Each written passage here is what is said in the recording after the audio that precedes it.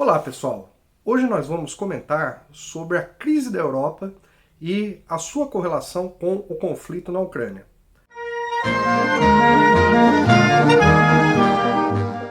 Então, como vocês podem observar, nós temos uma série de elementos vindo à tona ao longo das últimas semanas que demonstram que realmente a Europa está vivendo uma crise. E que essa crise tem desdobramentos econômicos e desdobramentos políticos.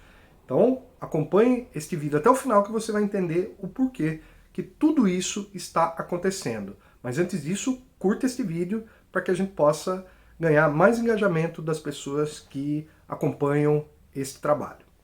Então vamos lá, vamos começar explicando qual que é a noção de Europa. Europa é uma construção imaginária da ideia de existir um Ocidente, então a noção de que você tem uma Europa ocidental e uma Europa oriental, cuja fronteira seria a Rússia e os países de cultura eslava, de cultura ortodoxa, e uma outra fronteira com os países muçulmanos, africanos, cujo limite seria o mar Mediterrâneo. Só que isso é uma construção ideológica. A noção de cristandade ocidental, ela vem da época do Império Romano, depois no período do medievo, as cruzadas e todos os conflitos que houve ao longo da Idade Média e da Idade Moderna que foram definindo essa noção de fronteira. A guerra da Ucrânia basicamente é uma guerra de fronteira. É uma guerra em que se estabelece um conflito para se definir onde termina a Europa.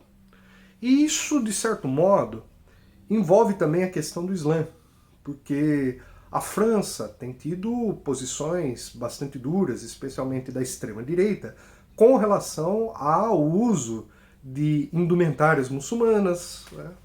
Por muito tempo houve aquele debate sobre a questão da proibição do véu, esse tipo de coisa. Porque há uma noção na Europa de que há uma espécie de invasão bárbara, porque é algo que existe no imaginário europeu desde a época do Império Romano. Que o que a gente sabe que levou ao fim do Império Romano, um dos principais motivos foi exatamente quando chegaram os bárbaros e desalojaram todo aquele regime que estava instalado, né, do Império, e ali a periferia tomou conta do centro e a partir de então o Império desmoronou-se. Só que quando a gente pensa no caso da Rússia, se trata da Europa Oriental. Então, a Europa Oriental, ela tem suas origens no Império Romano do Oriente, né, no caso bizantino, que seguiu o cristianismo ortodoxo, que é diferente do cristianismo romano. E a própria conversão dos eslavos ao cristianismo e o próprio processo de adoção da religião cristã ortodoxa por parte dos eslavos marcou uma diferença histórica, uma diferença política, uma diferença cultural. Porque o primeiro grande cisma que a gente teve, né, resultou nisso. O cisma da Igreja Católica foi resultado basicamente de um cisma político, que é religião é muito mais política, muito mais economia do que propriamente espiritualidade. As questões de fé são detalhes secundários quando a gente analisa à luz da história. Então, culturalmente, a gente pode dizer que a Europa Ocidental seria a cristandade romana e a Europa Oriental seria a cristandade ortodoxa. E do norte da África até o Oriente Médio seria outra fronteira cujo Mediterrâneo seria a linha divisória, nós teríamos então o mundo islâmico. Então esses são fatores culturais de longo prazo. Porque alguém pode dizer, olha, mas hoje na Europa se predomina, em muitos países, a questão da falta de uma religião, o ateísmo, o agnosticismo. Sim, mas isso é consequência de um outro fenômeno que surgiu no próprio Ocidente, que é o processo do iluminismo, que é o processo do crescimento do pensamento científico, e uma série de outros elementos que remetem à cultura grega, que remetem à cultura clássica, então, que estão também arraigadas. E aí, essas transformações de longa duração, elas acabam por ter momentos em que as transformações são mais intensas, são mais brutas. E isso ocorreu, por exemplo, durante as guerras mundiais. Isso aconteceu, por exemplo, durante a Guerra da Reconquista, em que a Espanha reunificou a Península Ibérica em torno do rei de Castela, expulsando os mouros da Península Ibérica. E ali ficou claro uma divisão da fronteira da Europa com o Islã. E também numa série de guerras que houve entre os europeus e entre a Rússia. Dentre elas, a Guerra da Crimeia, de 1853 a 1856, e, posteriormente, claro, a chamada Segunda Guerra Mundial, considerando que a Rússia, naquele momento, vivia sob o regime socialista e a Europa sob o capitalismo liberal. Bom, essa mudança ela teve um impacto realmente profundo em termos das transformações geopolíticas da Europa.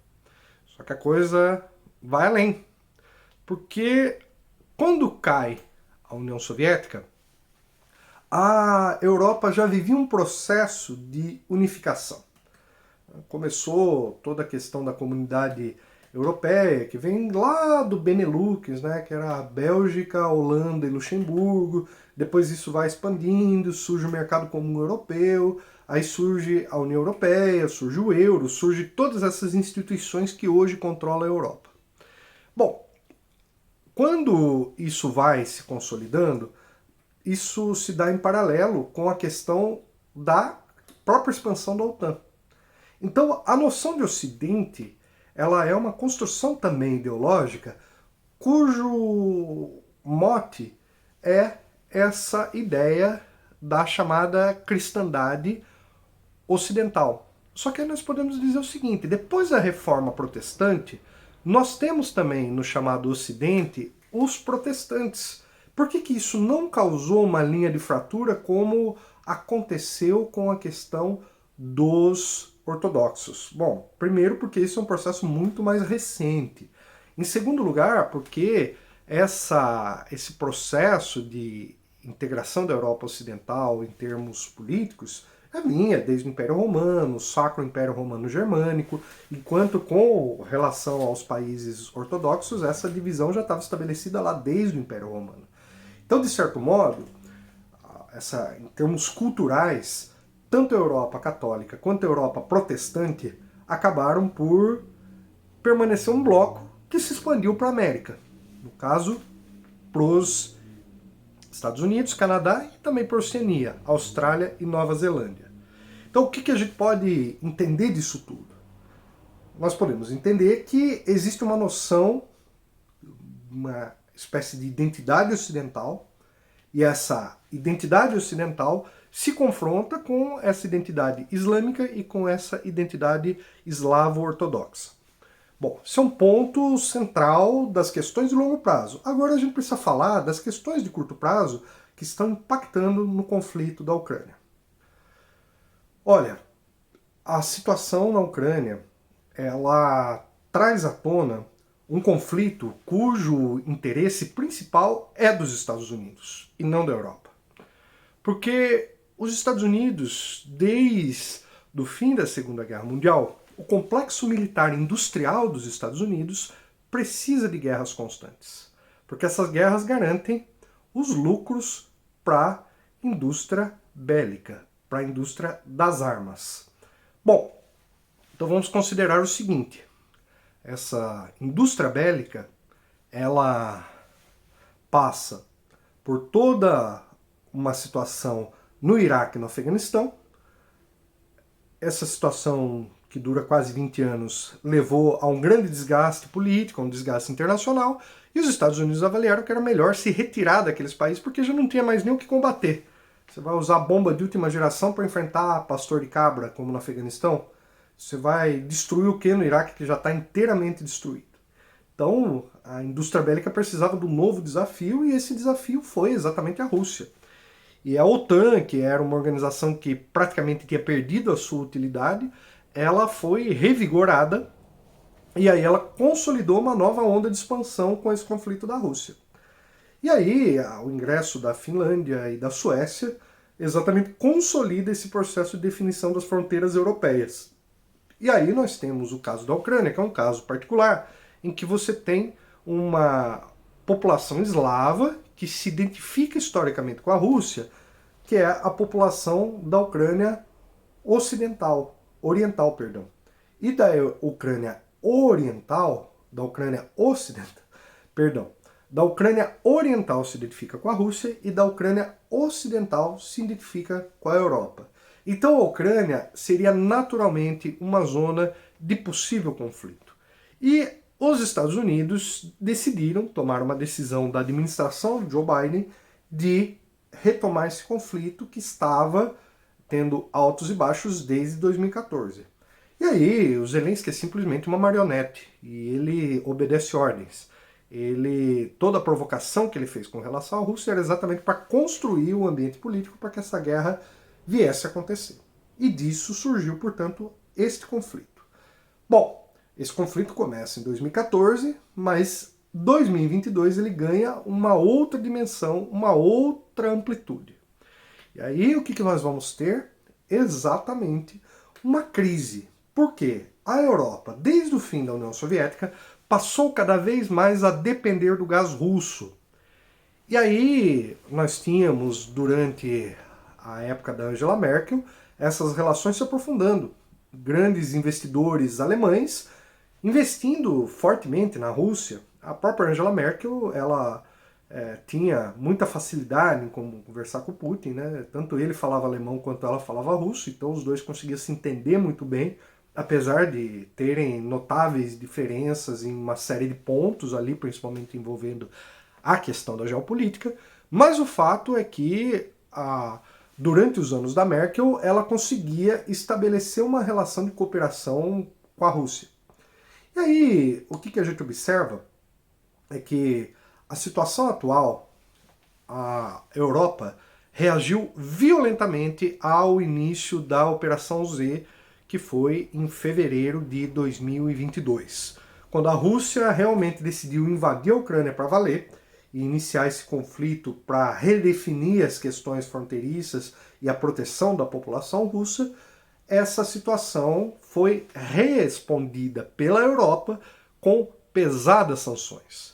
E essas sanções começam a ter o seu efeito bumerangue.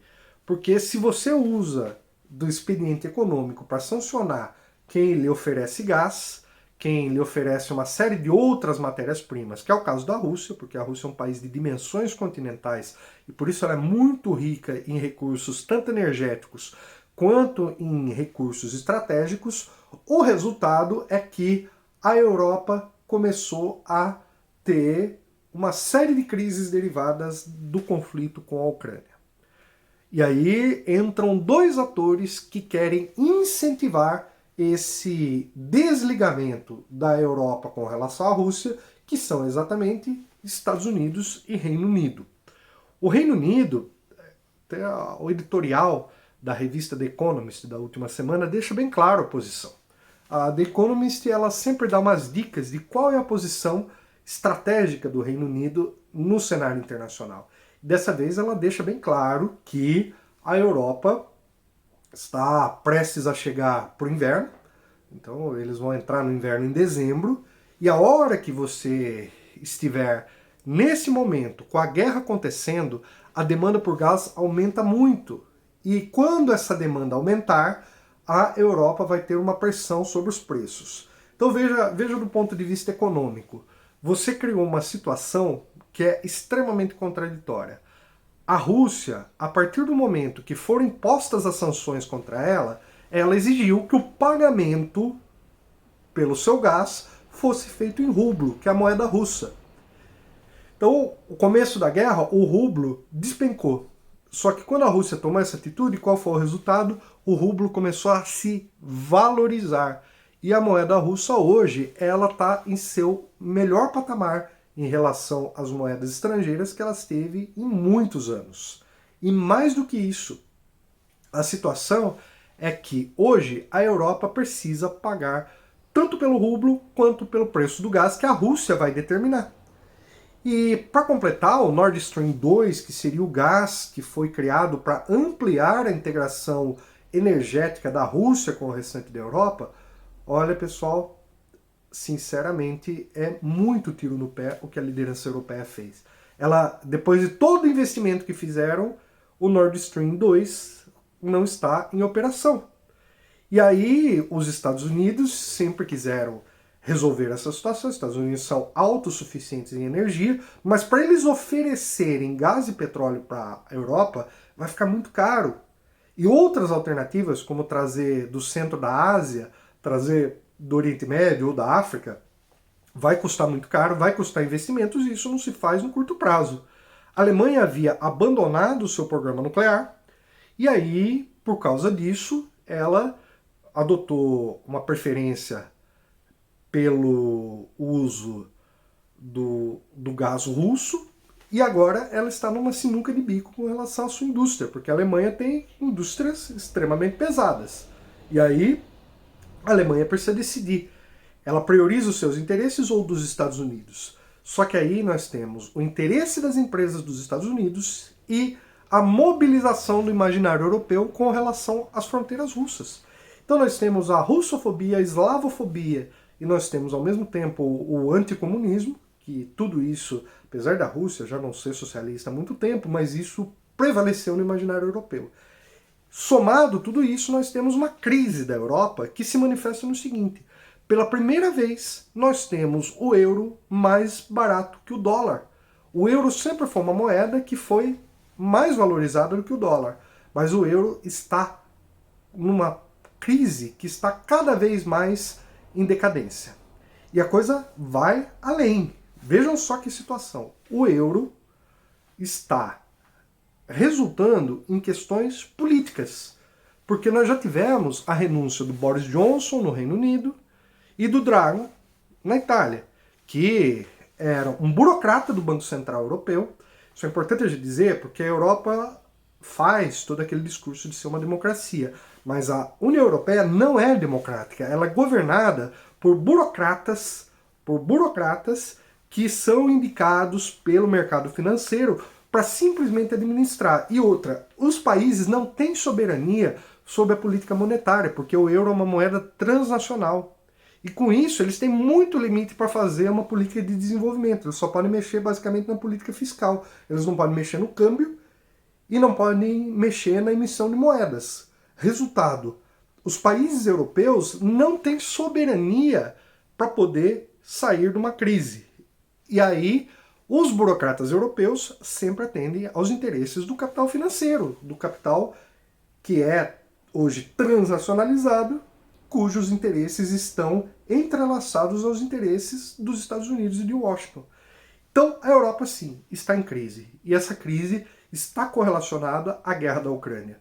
Para completar, por uma questão moral, né, os países europeus estão despejando armas e dinheiro na guerra da Ucrânia. E o que isso significa? Menos dinheiro para a saúde, menos dinheiro para a educação, menos dinheiro para tudo que os europeus precisam para manter o seu estado de bem-estar social. O Boris Johnson não caiu porque ele fez festinha no tempo da Covid. Ele caiu porque ele era o político que mais estava dando dinheiro para a Ucrânia. E a Inglaterra está vivendo uma crise gravíssima. Londres é uma cidade que está perdendo população por causa do caríssimo custo de vida durante a pandemia. E a Inglaterra está vivendo uma situação de desmonte do seu estado de bem-estar social. Isso está fazendo certos países a reverem a própria ortodoxia neoliberal. Por exemplo, o governo neoliberal do Macron, que cortou direitos trabalhistas, que sempre atendeu aos interesses do banco, do capital financeiro, já fala em estatizar o sistema de energia. Ora, um governo neoliberal estatizando, sim, porque a situação agora demanda com que você tome decisões estratégicas do ponto de vista da soberania que uma empresa privada jamais tomaria, porque ela visa o lucro. E você, nesse caso de crise energética da Europa, precisa garantir o fornecimento de energia. Então, realmente, a Europa está em crise. Realmente, essa crise é econômica, é política, mas ela é também civilizacional. Porque a Europa sempre usa o discurso de que está numa disputa entre a democracia e as autocracias. Ora, a Europa não é democracia. A União Europeia não é democrática. A União Europeia é controlada por burocratas ligados ao sistema financeiro. Então, pessoal, gostaria de saber a opinião de vocês agora. Vocês acham que a guerra da Ucrânia vai levar a um esfacelamento da Europa como aconteceu com a União Soviética, ou isso é passageiro? Vocês acham que essa guerra da Ucrânia realmente é uma guerra de fronteiras, de definição das questões de longo prazo, ou isso se trata de uma questão meramente conjuntural? Dá a sua opinião aqui, vamos debater esse assunto. Em breve a gente retoma com esse tema nos próximos vídeos. Até a próxima e valeu!